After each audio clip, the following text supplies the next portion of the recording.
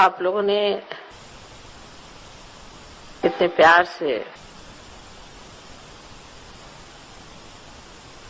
ये जन्मदिन मनाया है कि इसके लिए क्या कहें वो समझ में नहीं आती।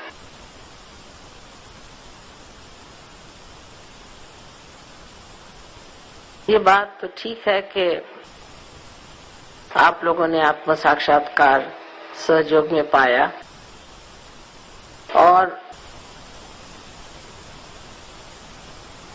इसके बारे में हो सकता है कि मैंने बताया था, लेकिन शक्ति तो आप ही की थी। आप ही की शक्ति जागृत हुई और आप ही अपनी शक्ति में ही प्राप्त हुई। इसमें मेरा कोई खास लेना देना बनता है ऐसा मैं नहीं समझती। दूसरी एक और बात आप सोचिए कि जो मैं हूं सो मैं हूं ही, मुझे कुछ होना नहीं था, लेकिन आप लोगों की ये विशेषता है कि आप लोग कुछ हो गए, आपने कुछ पाया, कुछ हासिल किया आपने चीजें। ये कितनी बड़ी बात है कि आप अब अपने आत्मा से स्वयं प्रकाशित होगा। पहले कहते थे कि गुरु स्वयं प्रकाशित होते थे, आज तो सारे सहयोगी ही स्वयं प्रकाशित है। और फिर सोचिए कि सहयोगी कितने अच्छे लोग हो गए, कितने नेक लोग हैं आप। अनेक धर्मों को लोग मानते हैं और नियम आदि को बहुत ही कठिनाई से पालते हैं, उपवास करते हैं, हिमालय पे जाते हैं, सर के बल खड़े रहते हैं, क्या क्या चीजें करते हैं, लेकिन उनके अंदर आत्म प्रकाश नहीं होता। इसलिए किसी भी धर्म में वो हो, किसी भी प्रणाली में वो चल रहे हो, किसी भी गुरु के साथ वो लगे हुए हो, लेकिन उनके अंदर अपना प्रकाश नहीं होता। जैसे किसी गुरु को मान लिया तो उस गुरु जैसे आप होते नहीं। गुरु को बस मान लिया, भगवान को मान लिया, तो मानने का मतलब यह है कि उनकी जो शक्तियां हैं, उनका जो व्यक्तित्व है वो हमारे अंदर प्रकाशित नहीं हो। सिर्फ हमने उनको मान लिया क्योंकि वो ऊंचे इंसान थे। अब किसी भी धर्म में आप जाइए, कोई भी धर्म खराब नहीं।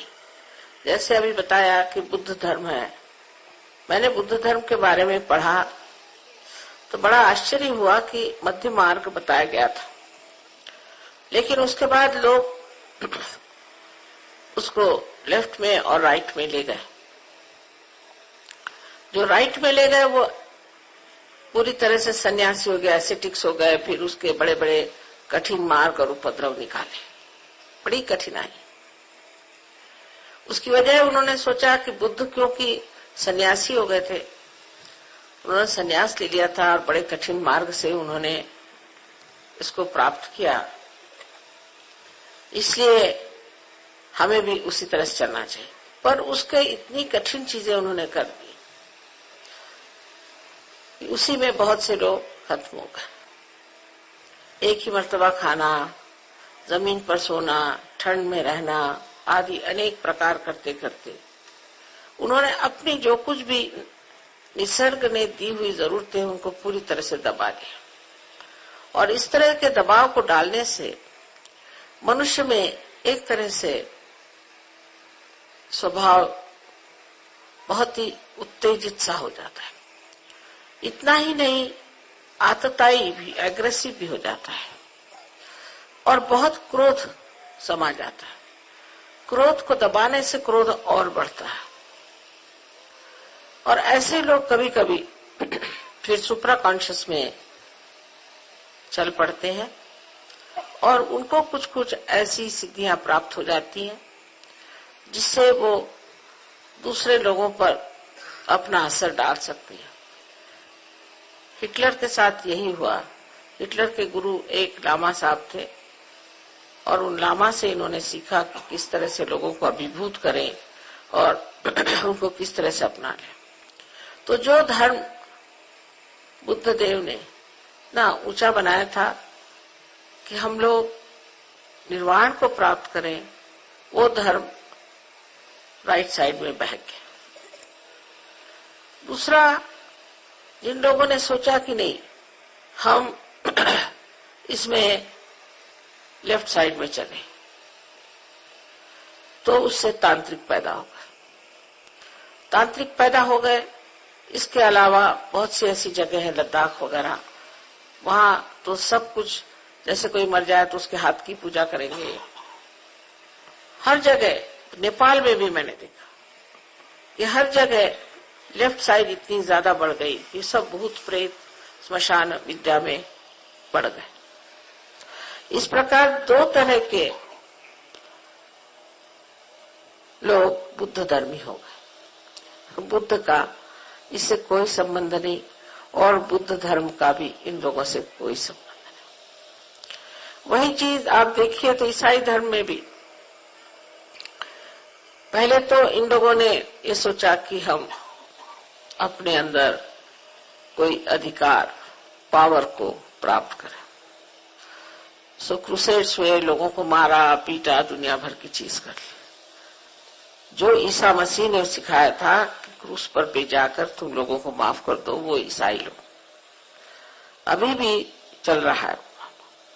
आर्मेनियंस ने, अभी आपने सुना होगा कि अजरबैजान मुसलमानों को मारा हजारों के तादाद में, और जिस वक्त में उनको मारने निकलते थे तो पहले बाइबल पढ़ते थे और बाइबल पढ़ के उनको मारने जाते थे, मानो जैसे भगवान उनके साथ ही है, बड़ा भगवान का कार्य कर रहे। और फिर ये सोचना कि हमारा ही धर्म अच्छा है और ये मुसलमान सबसे खराब है। वही हाल मुसलमान का है। अगर आप मुसलमान धर्म के बारे में पढ़िए तो सोचेगा कि बहुत ही अच्छा धर्म है, बड़ी कमाल की चीज है। और उनके जो कोई बुद्धिवादी लोग हैं वो ये भी कहते हैं, यहाँ तक कहते हैं कि मुसलमान में, जो मुस्लिम है उसमें और इस्लाम में बहुत अंतर है। लेकिन वो कहते हैं कि वे पढ़े लिखे नहीं है, पढ़े लिखने से ठीक हो जाए। पढ़े लिखे होने से भी पढ़ी पढ़ी पंडित मूर्ख भरे, वो कुछ होने नहीं वाला। जब तक आत्मा की जागृति नहीं होती तब तक आप किसी भी धर्म को अंदर शोषित नहीं कर सकते, उसको अंदर बिठा नहीं सकते। वो अंदर आ ही नहीं सकता, वो बाह्य में रह जाता है।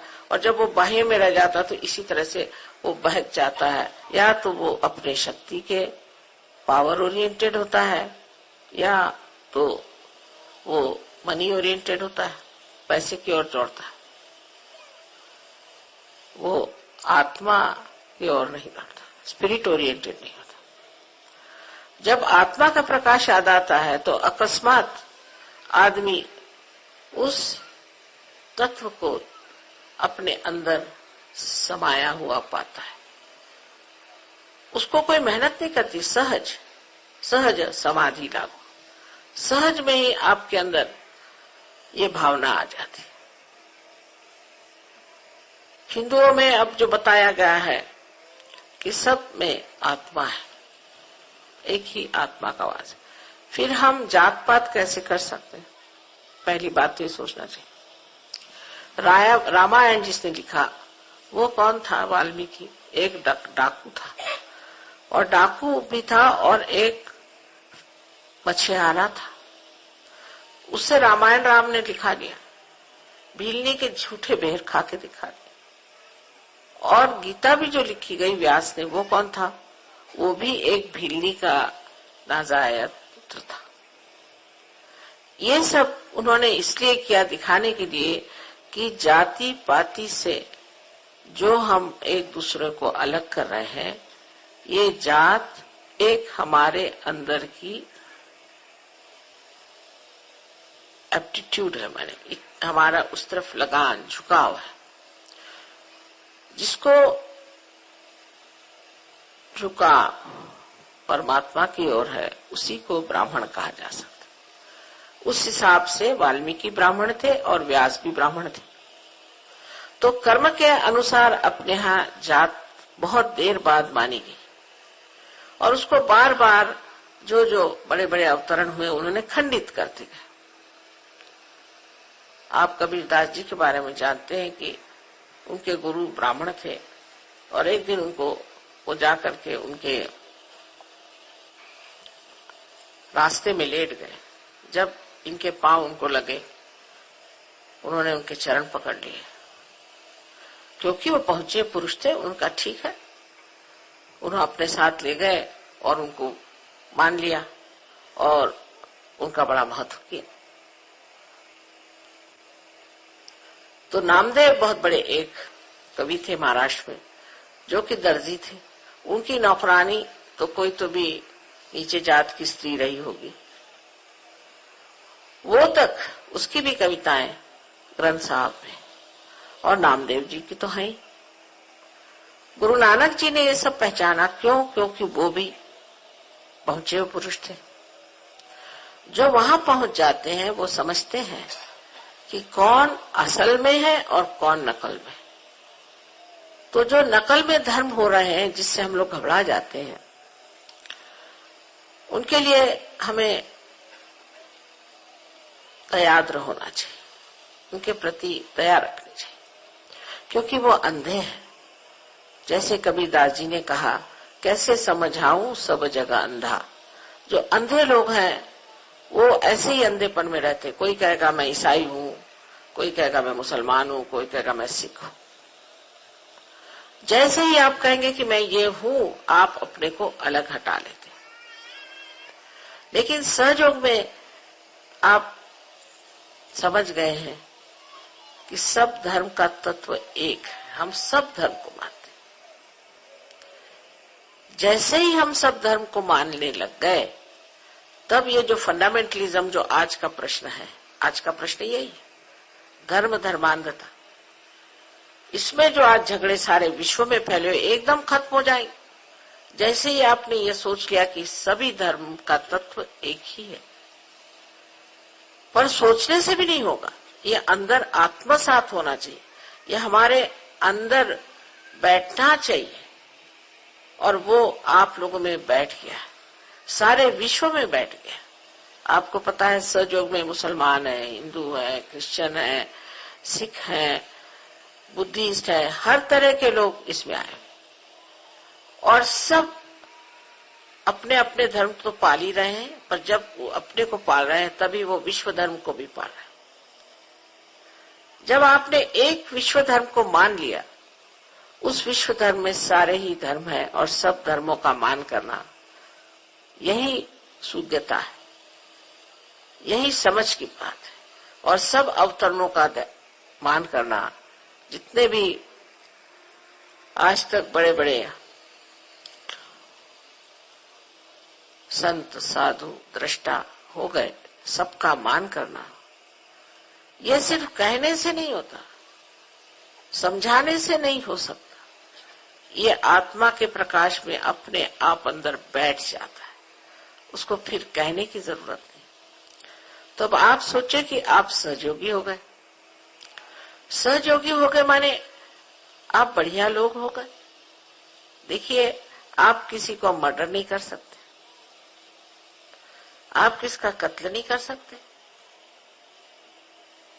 आप किसी की कोई चीज छीन नहीं सकते, आप चोरी चकारी कुछ नहीं कर सकते, करते ही नहीं, माने कर सकते नहीं माने करते ही। आप किसी की बुराई नहीं करते, आप किसी को नीचे खींचने की प्रयत्न नहीं करते, या आप किसी भी प्रतिस्पर्धा कंपटीशन में नहीं पड़ते।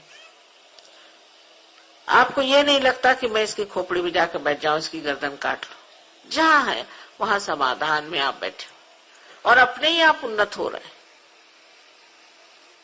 आप किसी के साथ दुष्टता नहीं करते। देखिए, सास होती है, बहू होती है, कभी बहू सास को सताती, कभी सास बहू को सताती। पर सहयोग में ये प्रकार बहुत कम दिखाई नहीं देते। ऐसे ही आपकी गृहस्थी में आदमियों की और औरतों की जो स्थिति है वो विशेष।